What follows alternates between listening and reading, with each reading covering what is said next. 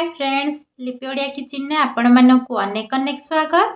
आज मु आपण मानक सहित रेस्टोरेंट स्टाइल रो सोया चिल्ली रेसिपी शेयर करी, जोटा कि आपण बहुत सहजरे आ कम समय रे बने की रेडी करि परिबे आ खाइबा पई भी बहुत टेस्टी रहिबो। तो चलंतु देरी न करी वीडियोटी को स्टार्ट करिबा। सोया चिल्ली पई एठी मु किछि सोयाबीन को गरम पानी रे भिजै देइथिली आ नरम हे गला परे मु ताको भल भाव चिपुड़ी की नहीं जाइए। बर्तमान आम ए स्वाद अनुसार देदेबा लुण आठी आम अल्प किसी काश्मीरी चिल्ली पाउडर देदेबा आठी अल्प किसी हल्दी पाउडर हाफ टी स्पून जीरा पाउडर हाफ टी स्पून देदेबा धनिया पाउडर आठी अदा रसुण किसी पेस्ट मुझे दौची। तापरे आम एदेबा कॉर्नफ्लोर मुझे 2 चामच कॉर्नफ्लोर नहीं आपण कॉर्नफ्लोर जगह मैदा भी नहीं पारे। एबे आमे आपको भल भाव सब मिक्स कर नबा। एबे देखंतु सोयाबीन रे हमर सब मसला भल भाव मिक्स हो गलानी। जदि आपण पाखरे टाइम अच्छी ताहले आपण 5 रु 10 मिनिट सोयाबीन को रेस्ट दे पारिबे, नहले तुरंत भी बनै पारिबे। मु आपको 10 मिनिट रेस्ट दे देतिली। 10 मिनिट परे मु गोटे पैन को गरम करी पैन रे दे देछि किछि ऑयल देला परे आपको आम ए सोयाबीन को देकी भल भाव फ्राए करबा। आपण जदि चाहती एठी अधिक तेल रे सोयाबीन को छाणी पारंती, नहले एमती कम तेल देकी सोयाबीन को फ्राए भी करि परिबे, जोटा कि खाइबा पई बहुत हेल्दी रहिबो। तो वर्तमान मु एठी सोयाबीन को भल भाव फ्राए करि नेछि, कलर भी चेंज हे गलानी। वर्तमान आमे सोयाबीन को गोटे पात्र को काढी नबा। सोयाबीन को काढ़ी साइला परे वर्तमान मु सेम पात्र रे किछि ऑयल दे दउची।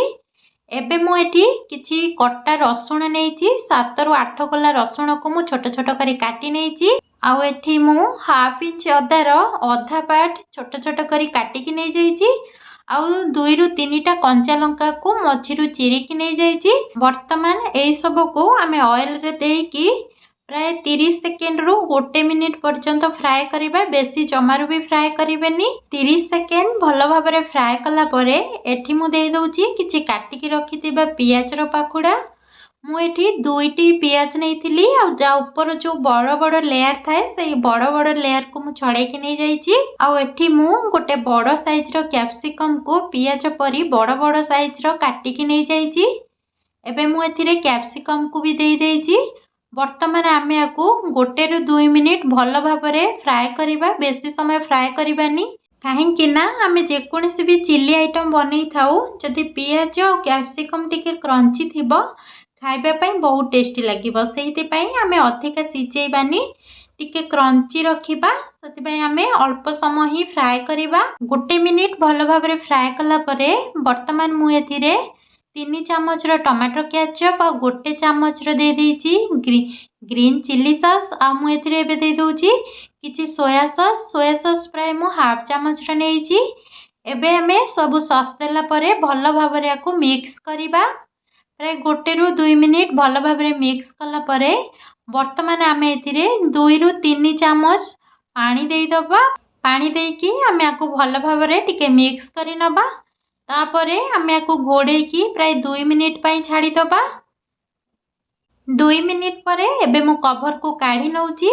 एबे देखंतु हमर सॉस केते बहलिया हे जाईची आ जो पियाज आ कैप्सिकम रो जो कंचा स्मेल ता थाए स्मेल भी चली जाईची। एबे आमे एथिरे फ्राए करी रखिथिबा सोयाबीन को दे दबा आ भल भाव गोळेई नबा। भल भाव गोळेई साइला परे आमे एबे आकु 2 मिनिट पई घोड़े की छाड़ी दबा, जा फल रे सोयाबीन रे सब सॉस भल भाव मिक्स हे पारिबो। एबे मु आकु 2 मिनिट पई घोड़े की छाड़ी दउची। 2 मिनिट पर देखंतु हम सोयाबीन पूरा पूरी रेडी हो जाइछि।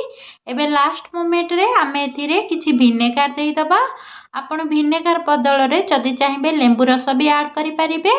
एबे मु एथिरे हाफ टी स्पून भरी गरम मसला देई दउची आ किछि धनिया पत्र देई दबा। वर्तमान रेडी हो जाइछि आम सोया चिल्ली। जदि हमर ए रेसिपी आपण मानको भल लागिछि ताले वीडियो को गोटे लाइक कर देबे। जदि एपर्यंत आम चैनल को सब्सक्राइब करना सब्सक्राइब करदेवे। रहुछि पुणी देखाबो नेक्स्ट वीडियो रे। Thank you.